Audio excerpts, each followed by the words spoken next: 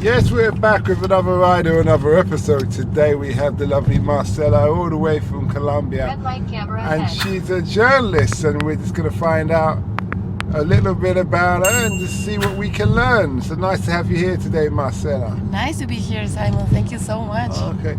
First of all, how did you find London? You said it was your first time here? Yes, it is my first time here. I actually wanted to come here like my whole life. It was a dream for me to be here. And I absolutely loved the city with all my heart. Why was it a dream for you to come here? I don't know, it's like some things call you like in the bottom of your heart. And I felt like the calling from London. And London calling. Okay. And I've always loved also the music, fashion, art, and I think London it's a great place to find all those things. So I think that was the thing that called me the most. Okay, that's good. So what touristy things have you done? And furthermore, what did you expect London to be like to how it actually is? Great question. I walked around the city a lot, went touristy things like the British Museum and the London Eye, and we also went to Stonehenge actually, which it wasn't in my plans, but a friend wanted to go and see the stones, so we did that. And it was cool, but I wasn't expecting anything. Just came here like with my open mind and my open heart, and I just let the city to surprise me, and I think that's what happened. Okay, that's nice. So you're a journalist. You've been a journalist for 20 years. What made you want to be a journalist, and what was it when you realized journalist is the career for you? I don't know. I always loved reading and books and knowledge in general. And my parents used to tell me a story about when I was a baby. When I was like sad or crying too much, they handed me a paper, like the newspaper. And I used to like wrap myself in it, and I used to love like the smell of the newspaper. And they say it was like a prophecy. And when I got out of high school, I wasn't too sure what to do next. And I was thinking of becoming maybe a lawyer or maybe go to, I don't know, politics, science and things. But I decided to study journalism and communications, and I found that it was a path that allowed me to be able to, I don't know, express my voice and help with my voice to other people and know a lot about pretty much everything in the world. Mm-hmm. So I think that I'm a very curious person, and I think that this career allowed me to express myself in that way. What have you learned about the industry that you wish you knew when you had started? Oh, that life it's not easy, and that every decision you make takes you to something else, something new, maybe good or bad. I always say that there are not good or bad decisions, just decisions. So I think that I wish I know that life can take you to places you've never imagined, and that you have to be like flexible. So what does the future hold for you? I don't know. I wish I knew. But I think, as I was telling you a few minutes earlier, I'm pretty much very happy with the decisions I've made in my life. I'm a single woman, I'm 41 years old, I don't have kids and I don't want to have them. So I think that the future's, I don't know, I think it's bright. I've always been kind of like positive person, and I think that maybe life's taking me to these new places like London to be able to know new things and think maybe in taking new paths in life that allow me to live abroad. Maybe might be cool. Okay, that's good. Now, you spoke about traveling a lot and seeing the world. What have you learned from traveling the world as a journalist? Oh wow, I've learned that the world is infinite. It's like it's impossible to know everything and to be in all the places you want to be. And every time I travel to a new place or even to a city I've known earlier, it's like finding out that there's always new things to try, new food to try, new people to meet, new places to see, and new music to hear, and new books to read. So it's like endless knowledge. How has your travel helped you on your journalistic journey? I think it has allowed me to know that there are different points of view and different ways to see things.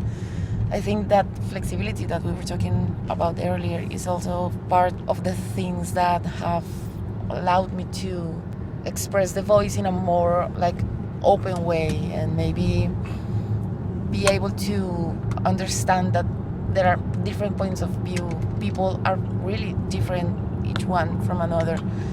So I think that traveling allows me to maintain that clarity, and that knowing that everything it's like valid at some point. Not everything, but almost everything. You just have to keep in mind its difference. When you're writing a journalistic piece, what is going through your mind? When I'm what? Sorry? When you're writing a journalistic piece, what is going through your mind?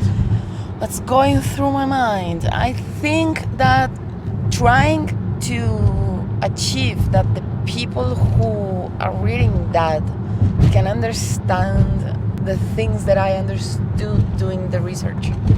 Maybe it isn't about my point of view, it is about the thing that I'm writing. Trying to be like maintain the objectivity of the stories is the most valuable thing when you are a journalist, and that's the most difficult part of what I do.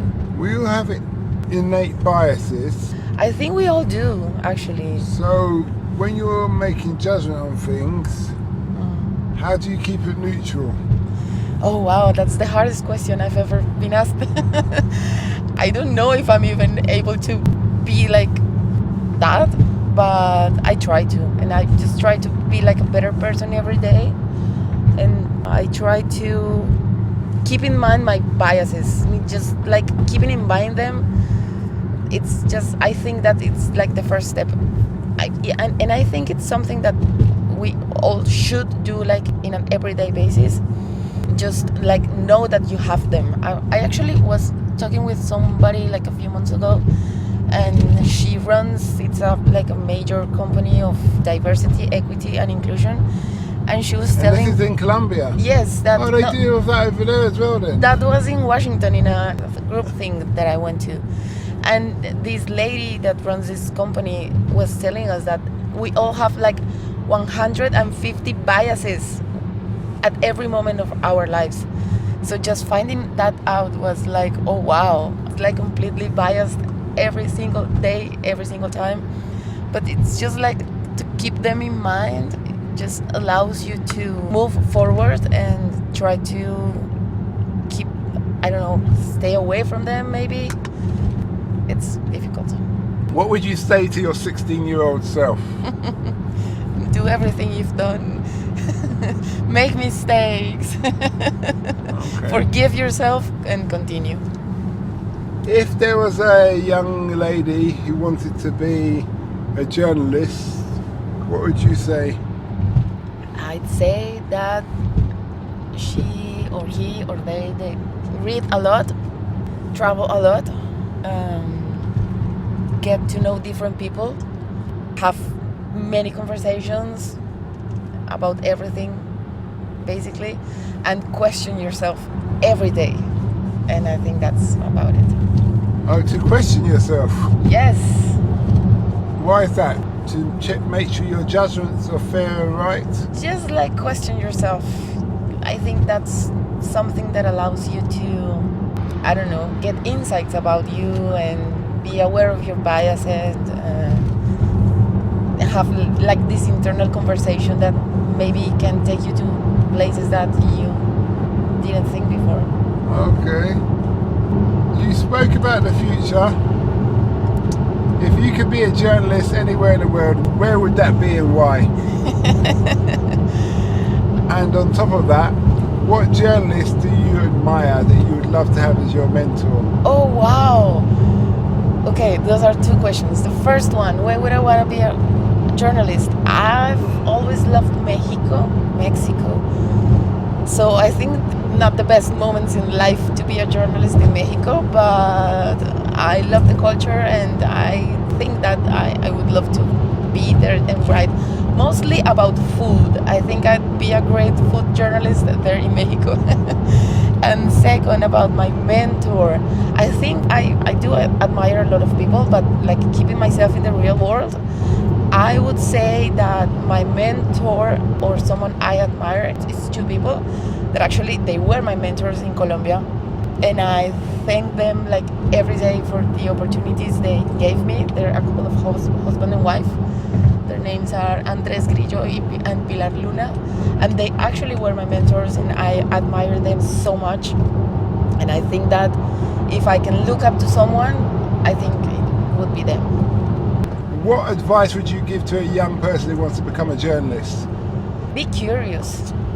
I think it's the best, and I think that's something that it's also an advice for anyone. I mean, it's like curiosity might take you to know new things and get to know about things that you didn't imagine. I think that's the main advice. Okay. And don't restrain from mistakes. I think mistakes makes us like great. If people want to check out, is your articles only written in Spanish or are they in English as well? Yes, they're only in Spanish. Ah, so no one will be able to find you then? Yes, and I actually have a very low profile thing going on, so I think my name, it's not like very public. Okay, fair enough, no problem. Yes. As a journalist, Ted, have you ever feared for your safety working in Colombia? No, I haven't actually. I've been safe my whole life, so that's pretty cool. The only time I felt unsafe was one time in Guatemala, but it wasn't related to my work as a journalist. So I can think of any moment I haven't been safe doing what I do. But all right then, well, we wish you well. Thank you so much. And we thank you for that. Thank you. And we look forward to picking you up from the airport next time. Oh, that would be amazing. Thank you so much for having me here and for giving me this space too. No problem. We hope that episode enhanced your life. We post an interview every day as well as vlogging on our social media channels. Don't forget to subscribe to get our latest episode.